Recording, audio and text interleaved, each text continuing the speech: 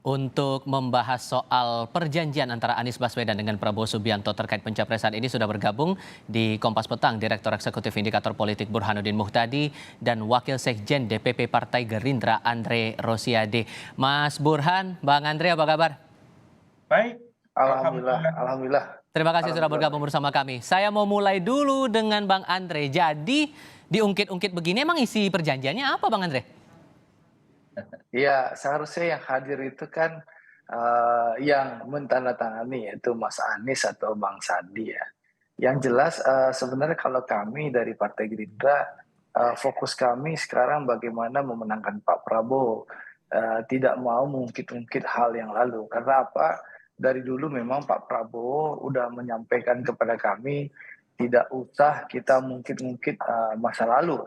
Tidak usah kita mungkit-ungkit jasa masa lalu. Itu yang disampaikan Pak Prabowo kepada kami.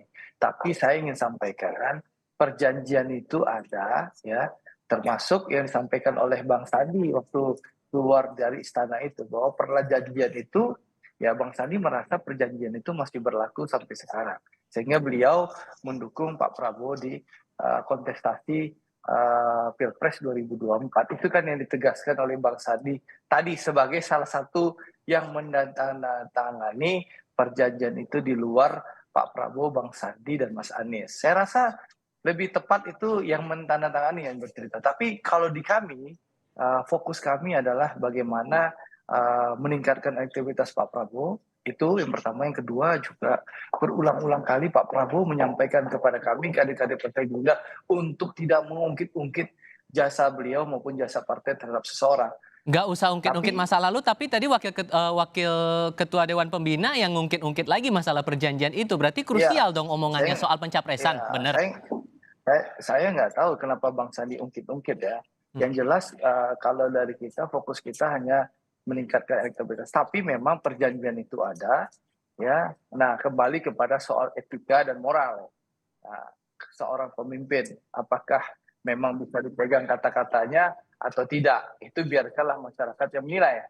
Kalau Gerindra fokusnya hanya satu, bekerja, penuhi aspirasi rakyat, serap aspirasi rakyat, dan eksekusi aspirasi rakyat. Dan juga kami fokus sosialisasi dari kampung ke kampung. Kalau di Sumatera Barat kita dari nagari ke nagari, kita datang dari jorong ke jorong, kita datang untuk mensosialisasikan Pak Prabowo dan Salah terus satu isi perjanjiannya, mengeksekusi sorry saya harapan potong Bang masyarakat. Andre, salah satu perjanjiannya Ya, itu apakah ada larangan bagi Anies untuk tidak maju capres kalau Pak Prabowo juga ikut nyapres?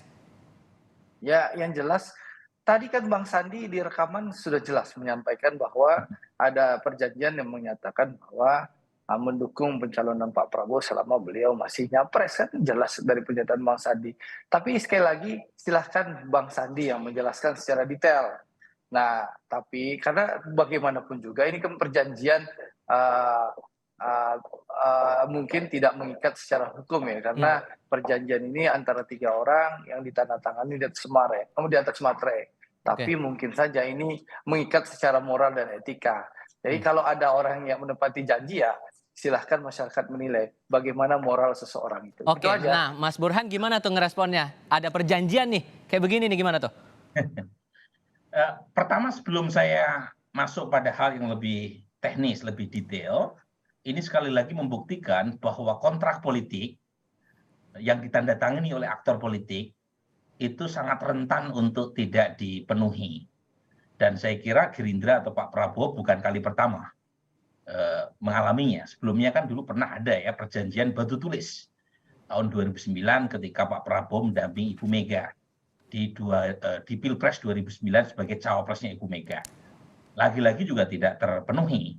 Nah, ini yang pertama. Jadi perjanjian politik itu sangat rentan tidak dipenuhi karena memang sifatnya tidak bersifat hukum tapi lebih bersifat fatsun etis. Nah, itu yang pertama. Yang kedua, terkait dengan isu ini yang perlu diperjelas adalah pertama, ada atau tidak perjanjian antara Pak Prabowo dengan Mas Anies dan Sandi. Itu dulu, ada atau tidak. Karena kan ini baru satu pihak yang mengklaimnya, yaitu Mas Sandiaga Uno yang mengaku turut menandatangani kontrak tadi. Nah, supaya lebih jelas seharusnya Mas Sandi atau pihak Gerindra itu menunjukkan barangnya ada atau tidak, itu satu. Jadi biar tidak sekedar mengklaim. Yang kedua, kalau memang ada barangnya, isinya apa? Nah, ini untuk memperjelas perbedaan tafsir karena ada beberapa pihak yang dekat dengan Mas Anies yang mengatakan ada memang perjanjian tetapi terkait dengan Pilpres 2019 dan Mas Anies tidak maju sebagai Capres 2019. Nah, pertanyaannya, apakah perjanjian yang melarang Mas Anies maju selama Pak Prabowo maju sebagai Capres hanya di 2019 atau termasuk pasca 2019? Kalau betul Nah, kemudian itu kaitannya dengan Pilpres yang sekarang nih, hubungan perjanjian itu hubungannya soal pencapresan, berarti secara moral, secara etik, posisi Anies terganjal dong kalau gitu Mas Burhan. Nah, kan kita nggak bisa berandai-andai karena barangnya juga kita belum tahu. Nah, nanti kita tunggu Bung Andri Rosiade menunjukkan barangnya. Kan menurut Mas Sandi, kontraknya itu disimpan di dalam brankas. Nah, pertanyaannya kita bisa tanya satu ke Mas Anies, dua ke Mas Sandi, tiga ke Pak Prabowo, empat, ada satu lagi. Mas Sandi menyebut Fadlizon yang mendraft. Jadi Kompas TV bisa juga menanyakan kepada Fadlizon. Kalau memang belum bersedia untuk dibongkar atau dibuka dari brankas. Tapi kalau betul bahwa ada perjanjian tersebut dan tidak hanya mengikat di 2019, tapi juga 2024, maka secara etis Mas Anies tentu akan problematik karena dia tanda tangan. Kalau betul ya, kan kita belum bisa berandai-andai sekarang karena ini baru satu versi. Versi Bung Anies paling tidak dari jubirnya, yaitu Mas Sudirman Said mengatakan tidak ada. Nah, kita tunggu kalau misalnya ada, itu tentu akan sangat menyulitkan buat Mas Anies secara etis. Kalau kemudian dikaitkan dengan omongan Mas Sandi tadi, yang di akhirnya menyinggung lagi masalah perjanjian itu arahnya mau kemana kalau gitu? Nah, tentu ya, pertama Pak Prabowo kan mengatakan jangan menyinggung amal baik di masa lalu. Nah, tentu Pak Prabowo playing good ya, dalam pengertian beliau secara normatif kan benar mengatakan demikian. Tetapi saat yang sama ketika seorang wakil ketua Dewan Pembina yaitu Sandiaga Uno mengutip kontrak politik ini, itu artinya kan ada pihak lain juga yang coba mengingatkan kepada publik tentang kontrak tersebut. Dan menurut saya Gerindra main dua kaki di situ. Pertama, secara normatif Pak Prabowo mengatakan jangan ungkit gitu ya, jasa baik Pak Prabowo atau Gerindra, tapi di sisi lain ada elit politik seperti Mas Sandiaga yang menunjukkan bahwa memang ada kontrak politik meskipun baru satu versi. Jadi lagi-lagi ini sesuatu yang sah dalam politik ya.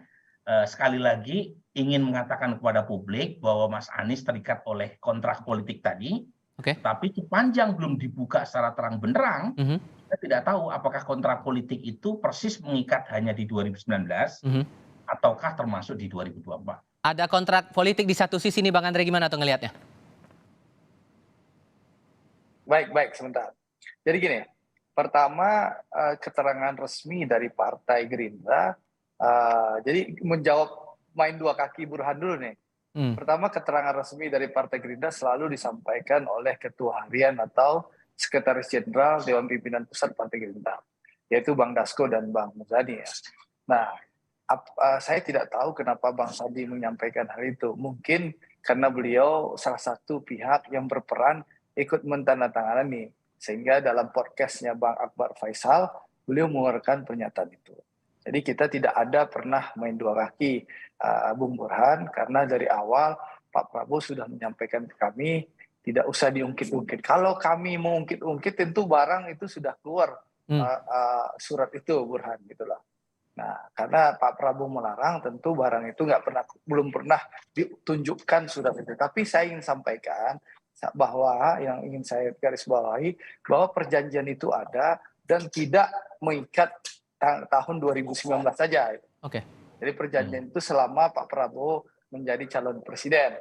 Itu yang penting Saudara Burhan ketahui. Gitu loh. Dan sekali lagi, ini soal etika dan moral saja. Tentu tidak mengikat kepada Mas Anies ya. Tapi, sehingga konsisten Pak Anies akan menepati janjinya begitu? Silakan saja itu kan tergantung Mas Anies mau menepati atau tidak, itu haknya Mas Anies lah. Ya, apakah Mas Anies secara moral dan etik akan melaksanakan perjanjian itu, sekali lagi itu hak politik beliau. Kami tidak bisa melarang-larang. Silahkan Mas Anies mau nyalon presiden, itu haknya beliau. Mau maju silahkan, itu haknya beliau. Kami tidak ingin melarang-larang, karena pesan Pak Prabowo kepada kami, kita fokus internal saja, fokus serap aspirasi rakyat, dan fokus eksekusi aspirasi rakyat. Itu Oke, yang Mas ditugaskan Burhan, oleh Pak Prabowo jadikan kepada kami. konklusi ini semua, gimana tuh melihatnya? Jadi lagi-lagi kalau dari sisi efektivitas, ini bukan kali pertama kontrak politik itu seringkali hanya bertepuk sebelah tangan. Karena sangat mudah buat politisi untuk memberi justifikasi atau semacam alasan, rasionalisasi mengapa kontrak politik itu dianggap tidak perlu untuk dipenuhi. Baik. Dan berbagai macam dalih.